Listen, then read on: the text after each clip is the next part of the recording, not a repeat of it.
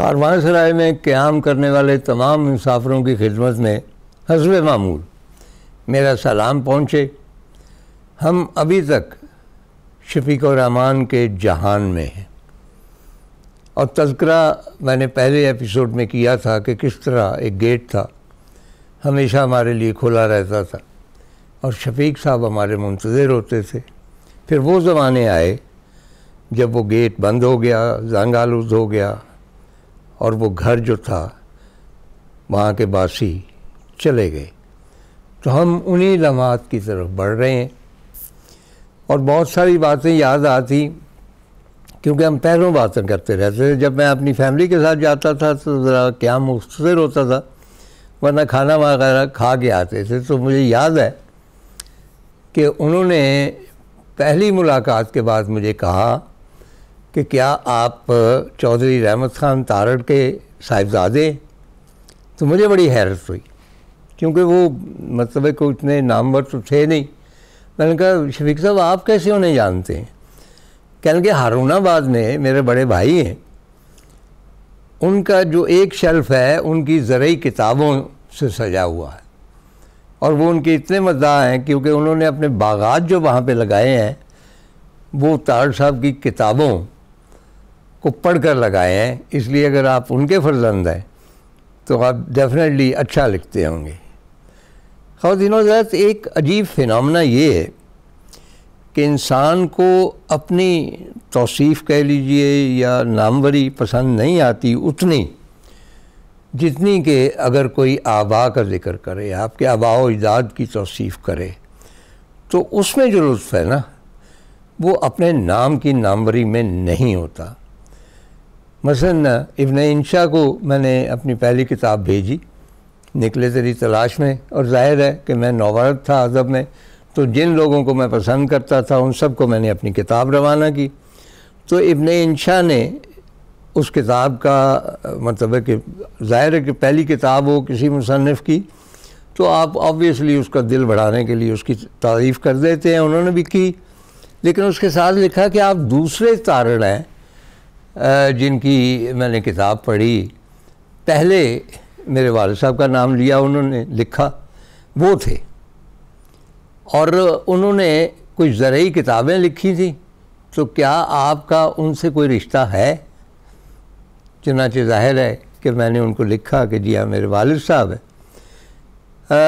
اگر اسی سلسلے کو ذرا آگے بڑھایا جائے کہ آباء و اجداد کے حوالے سے اگر آپ کی نیک نامی ہوتی تو اس سے بڑی خوشی کبھی نہیں ہوتی۔ میرا بیٹا ہے سمیر چھوٹا، سی ایس ایس کے امتحان کے انٹرویو میں بیٹھا، تو وہاں جو بھی تھے انٹرویور ان میں سے ایک دو نے میرا نام لے کر کہا کہ آپ ان کے بیٹے ہیں، تو از ہی یور آئیڈیل پرسن؟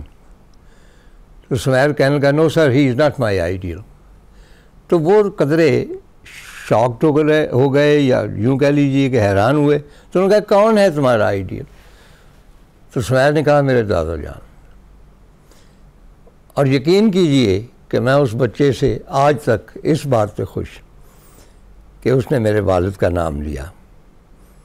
اسی طرح ہم پرانا گاؤں جو ہے ہمارا جکالیاں، وہاں میں جا رہا تھا، یہ کوئی 10-12 برس پیشتر کی بات ہے، تو ایک بوڑھی عورت آئی آگے سے، بہت دوپہر تھی، تپتی ہوئی گاؤں کی دوپہر، مجھے دیکھ کے رک گئی، بڑی مشکل سے دیکھا، تو مجھے کہنے لگی کہ تم امیر بخش کے خاندان کے ہو؟ امیر بخش میرے دادا جان کا نام تھا، اور اس نے کچھ شباہت دیکھی مجھ میں، وہ مجھے نہیں جانتی تھی، تو اس نے یہ پوچھا، اور یہ کمپلیمنٹ بھی میرے دل پہ نقش۔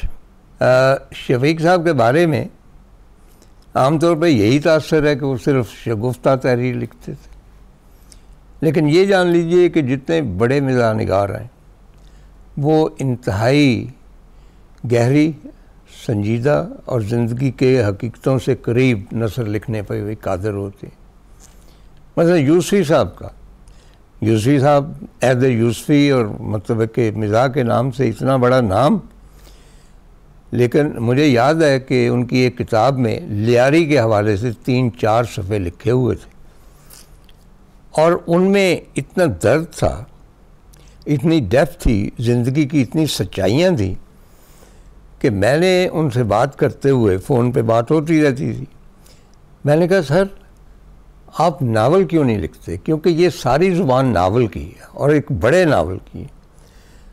تو وہ کہنے لگے کہ ٹھیک ہے، لیکن مسئلہ یہ ہے کہ یہاں پہ اگر کوئی شخص مزاح نگار اسٹیبلش ہو جائے تو وہ چاہے کتنا ہی سنجیدہ ناول کیوں نہ لکھ دے یا کوئی اور تحریر، اس کو مزاح نگار ہی سمجھا جاتا ہے۔ اور دوسرا یہ کہ یہ جو تحریر میں نے لکھی ہے شاید پوری کتاب پہ میں نے اتنا یعنی میرا خون نہیں نچڑا جتنا ان 4-5 صفحوں پہ۔ تو اسی طور شفیق الرحمان کی کتاب ہے پچھتاوے، میرے پاس اتنا وقت نہیں تھا کہ اس کو پورا میں دوبارہ پڑھتا، لیکن یہ بھی ایک سنجیدہ کتاب، اور اس میں لائٹ ہیومر بھی ہے۔ تو مثلاً یہ محاذ پہ جا رہے ہیں، شفیق صاحب وہاں پہ ڈیزرٹ میں لڑے ڈاکٹر تھے، اور وہیں پہ ان کا دوست بنا وہ کپولا یا کیا نام تھا اس کا، نیپلز کا جو کاؤنٹ تھا، کیونکہ وہ ان کا مریض تھا اور پریزنر آف وار تھا، اٹلی دوسری طرف تھا، برٹن دوسری طرف تھا۔ تو ان کا یہ افسانہ ہے منزل کہ ہم محاذ پر جا رہے تھے، ہمیں بندرگاہ سے رات کی تاریکی میں جہاز پر سوار کیا گیا اور اندھیرے میں جہاز نامعلوم منزل کو چل پڑا، باوجود انتہائی کوشش کے کسی کو پتہ نہ چل سکا کہ ہمیں کس محاذ پر اور کون سے حصے میں بھیجا جا رہا۔ ہمارا زیادہ وقت خاموش بیٹھے رہنے اور سوچنے میں گزرتا، ایک تھکاوٹ سی، پژمردگی سی سب کے چہروں پر چھائی رہتی۔ باتیں ہوتی تو منزل کے متعلق کیا سارائیاں کی جاتی۔ گفتگو کے دوران دفعتاً ہمیں محسوس ہوتا کہ سب موضوع ختم ہو چکے ہیں، ہماری باتیں بے ربط ہیں، بے معنی ہیں، ہم باتوں سے اکتا جاتے، وقت سے اکتا جاتے، رفاقت سے اکتا جاتے۔ کہا جاتا ہے کہ محاذ پر جانے میں ایک عجیب سا لطف محسوس ہوتا ہے، ایک عجیب سا ہیجان زندگی کے جمود میں ہلچل مچا دیتا ہے۔ تب شخصیت کے 2 حصے ہوتے ہیں، ایک تو خاموش اور متلالل شخصیت، اور دوسری نڈر اور جانباز شخصیت۔ لیکن یہ تقدیر، اس کا پتہ نہیں۔ اب میرے پاس دلیری کے 6 اعلیٰ ترین اعزاز ہیں، ہر جگہ سے زندہ بچ آیا، ذرا سی خراش نہیں آئی، چھٹی پر گھر گیا تو اتفاق سے ایک چھلکے پر میرا پاؤں پھسلا اور میں نے اپنی ٹانگ توڑ لی۔ اتفاق اور قسمت کے درمیان لکیر کھینچنا بہت مشکل ہوتا ہے۔ یہ جو مسلسل ہماری خط و کتابت تھی، شفیق الرحمان کے ساتھ جو میری عقیدت بھی تھی، قربت بھی تھی، اس میں ایسے لمحے بھی آئے جب انسان کے کچھ دل کے معاملات ہوتے ہیں اور وہ نہیں جانتا کہ کس کو ان میں شریک کرے، کون ہمدردی سے سنے گا، کون مطعوم نہیں کرے گا، کون سماجی اور معاشی حوالے دے کر اس کو رد نہیں کرے گا۔ تو میں نے ہمیشہ یہی سوچا کہ شفیق صاحب بھی ایسی ایک پرسنالٹی ہیں۔ چنانچہ ایسا نہیں کہ دل کے معاملات جو تھے ان میں شریک صاحب کو میں ہی شریک کرتا تھا، بلکہ بعض اوقات، اور وہ آف دا ریکارڈ ہے، وہ مجھے بھی ایک چھوٹے بھائی کی حیثیت سے شریک کر لیا کرتے تھے۔ تو ایسا ہی ایک معاملہ تھا، اس میں انہوں نے مجھے خط لکھا، اور یہ میں اس لیے پڑھ رہا ہوں تاکہ آپ کو سیاق و سباق کا علم ہو۔ 13 اگست 1978، محبی، ہمیشہ محبی لکھتے تھے۔ السلام علیکم، آپ کا خط ملا، شکریہ۔ میں باہر گیا ہوا تھا، ابھی واپس آیا ہوں، اس لیے نام لکھنے میں دیر ہوئی۔ میرے نہایت عزیز دوست امیر احمد خان، جن کے نام ایک کتاب میں نے ڈیڈیکیٹ کی تھی، ان کی رائے یہ تھی کہ جب ایسا معاملہ پیش آئے تو پہلے دلیلوں سے اس کا تجزیہ کرنا چاہیے، پھر کچھ انتظار کرنا چاہیے، اس کے بعد کچھ دیر کے لیے جدائی ہونی چاہیے، اور اگر پھر بھی نہ بلا سکتے ہوں تو معاملہ اندر والے پر یعنی دل پر چھوڑ دو، اور جو وہ کہے وہی کرو۔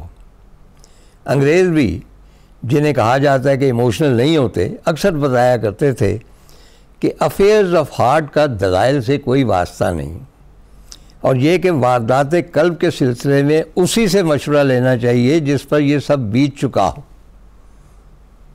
جب آپ پنڈی آئیں گے تو پھر تفصیلی بات ہوگی۔ ویسے تجربہ کار دوستوں کا کہنا ہے کہ جب حالات پریشان کن ہونے لگتے ہیں تو گرتے گرتے ایک لیول تک پہنچ جاتے ہیں، اور وہاں سٹڈی ہو کر پھر انہیں بہتر ہونا پڑتا ہے۔ امید ہے کہ اب بہتری ہوگی۔ اللہ تعالیٰ آپ کو مسرتیں عطا فرمائے۔ یہ تھے تو دل کے معاملے، اور جو ادب کے معاملے تھے ان میں بھی میں ان کو شریک کرتا تھا، ان کے ساتھ ڈسکس کرتا تھا۔ بعد میں عبداللہ حسین میرے شریک ہوئے۔ تو بہاؤ ناول لکھ رہا تھا، لکھ نہیں رہا تھا، اس کے لیے تحقیق کر رہا تھا۔ اس کے لیے بھی میں جانتا تھا کہ شفیق صاحب انہی علاقوں کے، اس کے لیے بھی میں نے مشورہ کیا شفیق صاحب سے۔ تو انہوں نے لکھا کہ دریائے گھاگرا کا ڈرائی بیڈ میں نے اچھی طرح دیکھا، جہاں سلٹنگ سے جیسے کنکریٹ کے میدان بن چکے ہیں، انہیں ریاستی زبان میں ڈاہر کہا جاتا ہے۔ وہاں بڑا ہوائی جہاز اتر سکتا ہے، اور مرحوم ہز ہائنس صادق محمد عباسی کی ذاتی لائبریری میں بہاولپور کی تاریخ کی کئی کتابیں تھیں، اور کچھ ایسی پرانی کتابیں بھی ہیں جن میں اس دریا کا تذکرہ ملتا ہے۔ بہاولپور میں آپ کا کوئی دوست ہو تو اسے لکھیں کہ تلاش کرے، سردیوں میں چھٹی پر اس طرف جاؤں گا تو ضرور ڈھونڈوں گا۔ اچھا، شفیق صاحب اور میرے درمیان جو گفتگو ہوتی اور زیادہ تر ان کے گھر میں ہوئی، وہ پنجابی زبان میں ہمیشہ ہوتی تھی۔ مجھ سے اردو نہیں بولتے تھے، بلکہ یہ کہنا چاہیے کہ جو ریاستی پنجابی ہے، جو میرا خیال سرائکی سے نزدیک ہوگی، وہ بولتے تھے۔ البتہ جب میرے بچے آتے تو ان کے ساتھ اردو یا انگریزی میں ہم کلام ہوتے۔ شفیق صاحب کی جو میرے نزدیک ایک بہت بڑی تحریر ہے، ایک کلاسک، وہ ہے تزک نادری۔ تزک جہانگیری بھی ہو گئی، تزک بابری بھی ہو گئی، اور ظاہر نادر شاہ نے کوئی تزک نہیں لکھی تھی، وہ تزک شفیق الرحمان نے لکھی، اور اسی سٹائل میں لکھی جس سٹائل میں اگر نادر شاہ ہوتا تو وہ لکھتا۔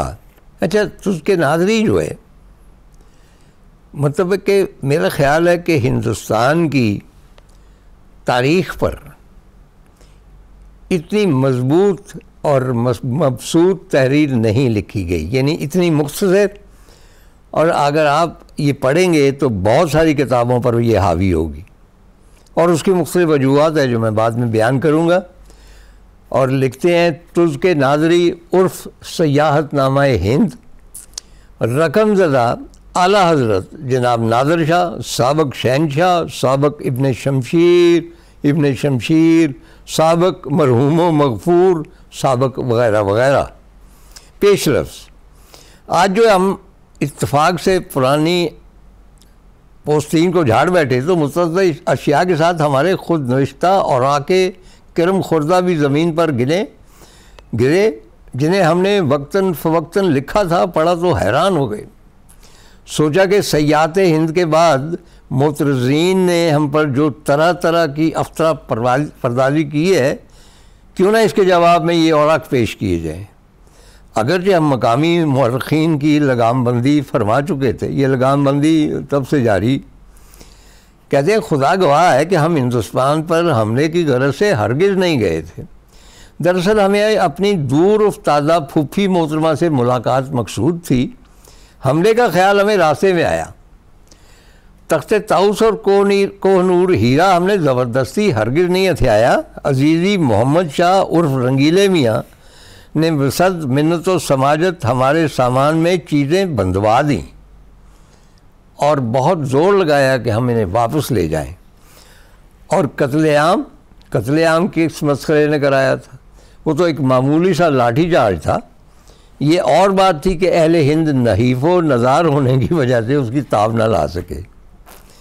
تو یہ اس کا آغاز.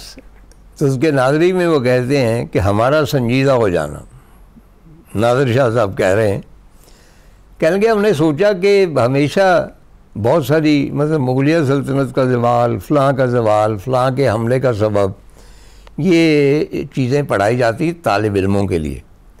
تو طالب علموں کی آسانی کے لیے ہمیں بھی چاہیے تھا کہ ہندوستان پر حملے کے کچھ اسباب جو ہیں وہ رقم کر جائیں. چنانچہ ہم نے فرما بردار خاں کو حکم دیا کہ حملے کی چند وجوہات سوچے. اس نے یہ فہرست پیش کی. نمبر 1، ہم بین الاقوامی مفاد کے لیے جنگی چالوں کی ایک کتاب راہنمائے حملہ ہند لکھنا چاہتے ہیں. 2 نمبر حملے کی وجوہات میں سے 2 نمبر، ہندی گویے ترانوں کو نادردیم، تنادیم، نادردیم سے شروع کرتے ہیں، اس سے ہماری توہین ہوتی ہے. اب اس میں نادردیم کا تو نام آتا ہے، تو یہ حملے کی ایک وجہ یہ. تاریخ میں اس سے پہلے ایران نے ہند پر باقاعدہ حملہ نہیں کیا. چلو جی، کیونکہ اس سے پیشتر افغان حملہ کرتے تھے، سینٹرل ایشین کرتے تھے. ایک توجہ یہ ہے. ہند پر حملہ ہوئے کافی عرصہ گزر چکا ہے، یہ بھی بڑی سالڈ وجہ ہے، کیونکہ ہند پر حملے ہوتے رہتے تھے اور آخر میں یوں بھی ان دنوں ہند پر حملے کا رواج عام. آپ یہ دیکھیے کہ پوری تاریخ اس میں سمو جاتی. میں اور میری بیگم انوائٹڈ تھے ماسکو، وہاں پہ مجھے لیکچر دینے تھے ماسکو یونیورسٹی میں. تو یہاں سے ہم ایک چھوٹے سے ازبک جیٹ میں تاشکند تک گئے، اور وہ جیٹ اڑا افغانستان اور سینٹرل ایشیا کے ویرانوں کے اوپر سے. یقین کیجئے، اب شاید شہروں سے دور اڑ رہا تھا، ظاہر ہے کہ وہاں شہر بھی ہوں گے، آبادیاں ہوں گی، لیکن جہاں سے ہم گزرے وہ بالکل ویرانے تھے. اور میری بیگم نے کہا کہ یہ تاریخ ہند ہے. آپ دیکھیں کہ یہ لوگ جو حملہ آور ہوئے ہندوستان پہ یہاں سے آئے تھے، اور ہندوستان جب شروع ہوتا تھا تو گرینری اور پانی اور پھل فروٹ اور ایک خوبصورتی شروع ہو جاتی تھی. آپ یہ بھی جانتے ہیں کہ ایک زمانہ تھا کہ گولکنڈہ مائن جو تھی ہیروں کی، دنیا میں واحد ہیروں کی مائنز تھی. اس کے علاوہ ہیرے افریقہ وغیرہ میں بعد میں دریافت ہوئے، سونے کی چڑیا کہا جاتا تھا. لیکن یہ جو لکھا ہوا ہے نا کہ یوں بھی ان دنوں ہند پر حملے کا رواج عام ہے، یہ حملہ صرف اس لیے ہوتا تھا کہ ہندوستان دولت مند تھا. اور آپ دیکھیں کہ جتنے بھی آئے یہاں پہ انویڈر، ایک آدھ کے سوا باقی سب اپنا سامان سمیٹ کے واپس چلے گئے.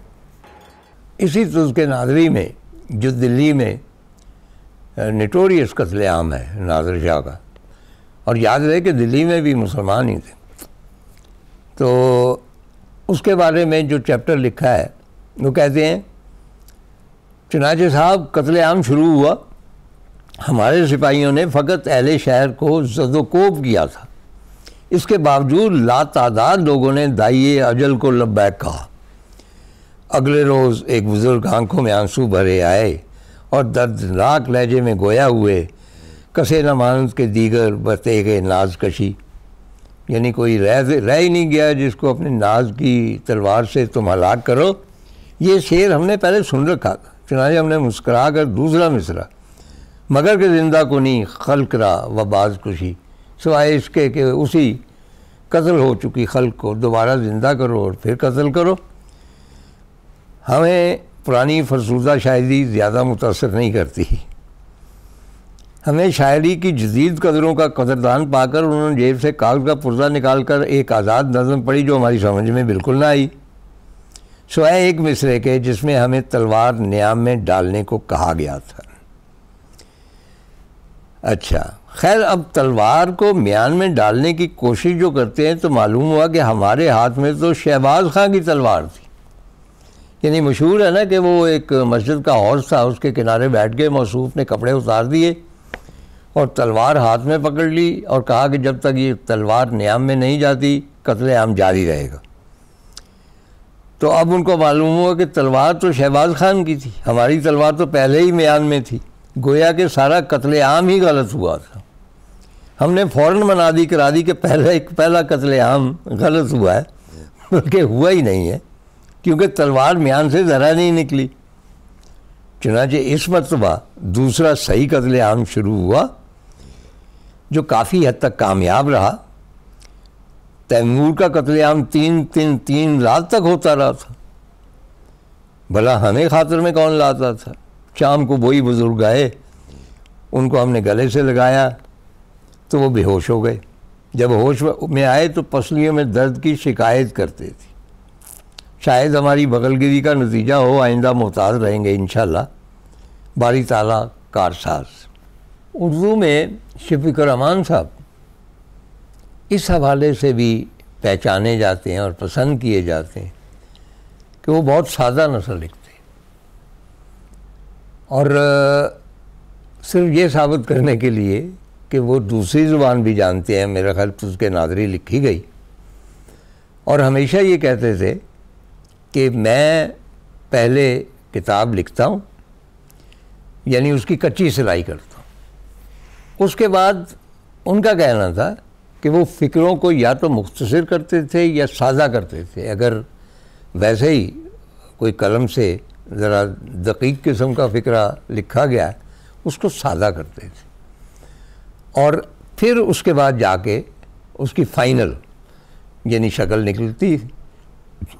ادھر کرنل محمد خان یا یوسفی جو ہے، ان کی نسل جو ہے آبویسلی ان کا کوئی کمپیریزن نہیں، یہ اپنے ریاستیں ہیں ان کی، وہاں پہ بادشاہ ہیں، اور ان کی ریاست میں اور کوئی داخل ہی نہیں ہو سکتا۔ لیکن یوسفی صاحب ذرا گھنی نثر لکھتے تھے، بلکہ مجھے یاد ہے کہ زرگزشت جب چھپی اس کو انعام بھی ملا، بلکہ اسکینڈل ہوا ان دنوں کہ زرگزشت ابھی دفتری سے بھی نہیں آئی تھی تو اس کو انعام دیا گیا۔ بہرحال وہ اور کنٹروورسی تھی، تو اس پر محمد خالد اختر اور ان کا بھی مزاج کمال کا، کاش کہ میں ان کے بارے میں بھی کچھ پروگرام وغیرہ، کیونکہ میں نے آپ کو بتایا کہ خطوط میں 3 لوگوں کے ہیں، شفیق الرحمان، کرنل محمد خان اور محمد خالد اختر، جنہوں نے میری تحریر پر گہرا اثر ڈالا، اور میں ذاتی طور پہ بھی ان کا مداح تھا۔ چنانچہ وہ بخشتے کسی کو نہیں تھے۔ چنانچہ یوسفی صاحب کی کتاب پر تبصرہ کیا انہوں نے فنون میں، اور بہت توصیف کی، ان کی دوستی بھی تھی یوسفی صاحب۔ اس میں ایک فقرہ وہ ایسا لکھ گئے جو بعد میں عمر بھر یوسفی صاحب کا پیچھا کرتا رہا، اور یوسفی صاحب محظوظ ہوتے تھے اس فقرے پہ۔ انہوں نے یہ لکھا تھا کہ زرگزشت کے ہر صفحے سے موم بتی اور پسینے کی بو آتی ہے۔ کہنے کا مطلب یہ ہے کہ اس کے اوپر مشقت بہت کی گئی ہے۔ شفیق صاحب مشقت نہیں کرتے تھے، اگر کرتے تھے تو وہ ظاہر نہیں ہونے دیتے تھے۔ شفیق صاحب ایک بہت مطمئن اور خوش و خرم زندگی گزار رہے تھے۔ بیگم کا ساتھ بھی بڑا اچھا تھا، ماشاءاللہ 3 بیٹے تھے، بڑا MBBS میں پڑھ رہا تھا، اور رائٹر کے طور پہ بھی ان کی شہرت پوری دنیا میں تھی۔ And he was a respected person. مطلب ایک تو ہوتا ہے کہ لوگوں کی شہرت ہوتی، بہت سے شاعر زیادہ تر، ان کی تعظیم نہیں ہوتی۔ شفیق صاحب کی تعظیم بہت ہوتی، لیکن وہ جو کہتے ہیں نا کہ نصیب کی تختی جو ہوتی وہ دونوں طرف لکھی ہوتی ہے، اور یہ آپ کی قسمت ہے کہ اگر ایک طرف کا لکھا پورا ہو گیا ہے اور اس کو پلٹا کر دیکھتے ہیں تو وہاں سوائے بد نصیبی کے اور کچھ درج نہیں ہوتا۔ یہاں سے وہ مرحلے شروع ہو گئے جب وہ گیٹ زنگ آلود ہونا شروع ہو گیا کہ سدا نہ باغیں بلبل بولے اور سدا نہ باغ بہاراں، میاں محمد صاحب نے کہا ہے، اور سدا نہ سکھیاں رل مل بہنا، سدا نہ چھنکن ونگا، یہ سب کچھ سدا نہیں رہتا۔ چنانچہ جو باغ بہاراں تھا شفیق الرحمان کا، وہ آہستہ آہستہ اجڑنے لگا۔ میں لاہور میں تھا اور مجھے کسی دوست نے اطلاع دی کہ ان کے بڑے بیٹے نے خودکشی کر لی۔ اب میں آئی واز ٹوٹلی اسٹنڈ، مجھے پہلے تو یقین نہیں آیا، پھر اور لوگوں کو فون کیا، اور ان کی موت بھی جو تھی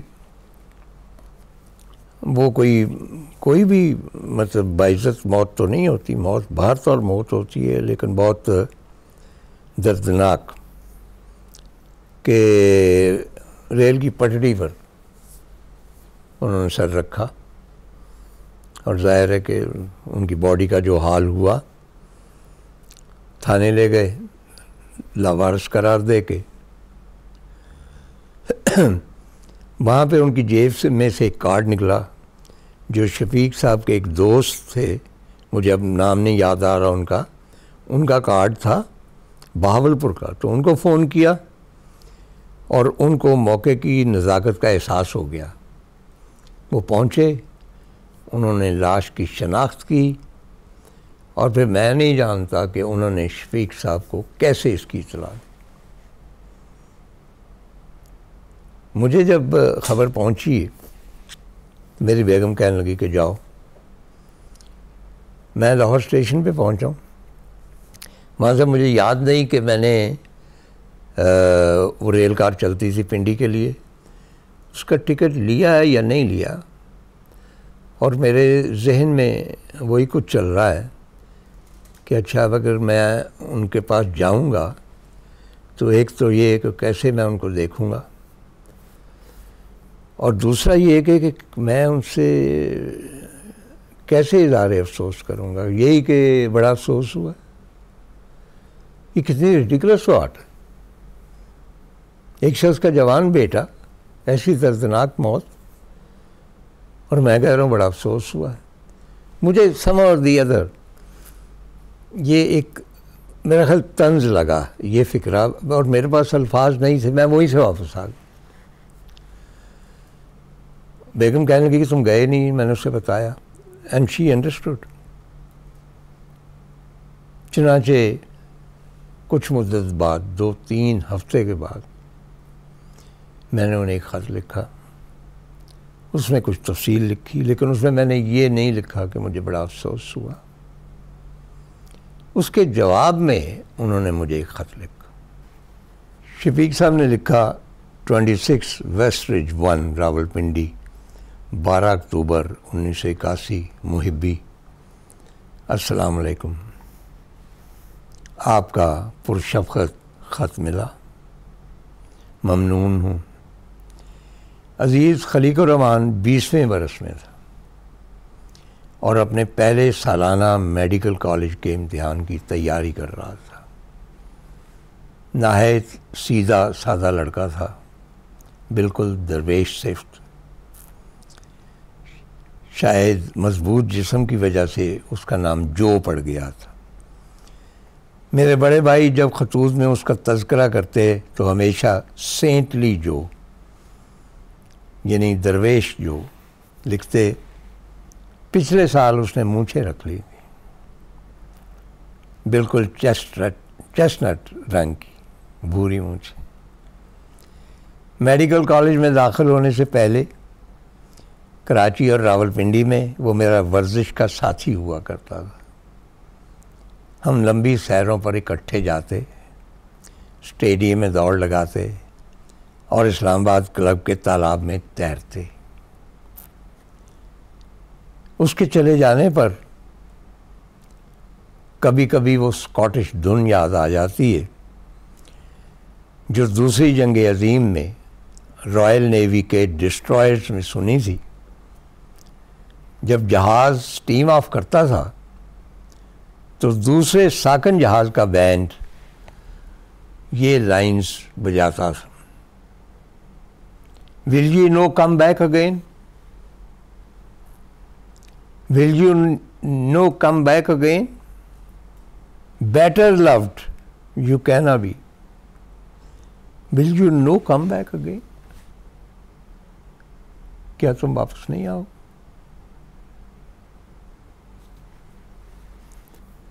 کچھ عرصے بعد میری بیگم نے کہا کہ ہمیں چلنا چاہیے.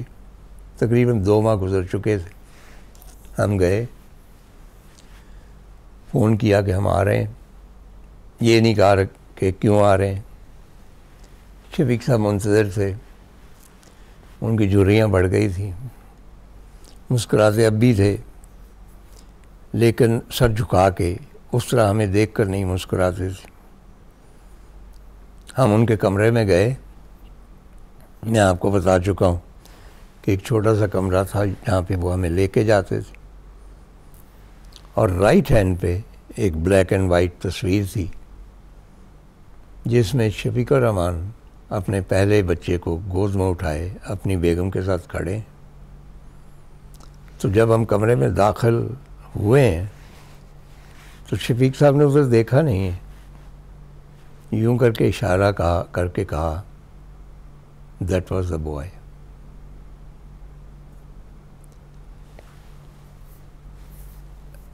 اس کے بعد شفیق صاحب اس صدمے کو سہ نہ سکے, وہ بھی چلے گئے.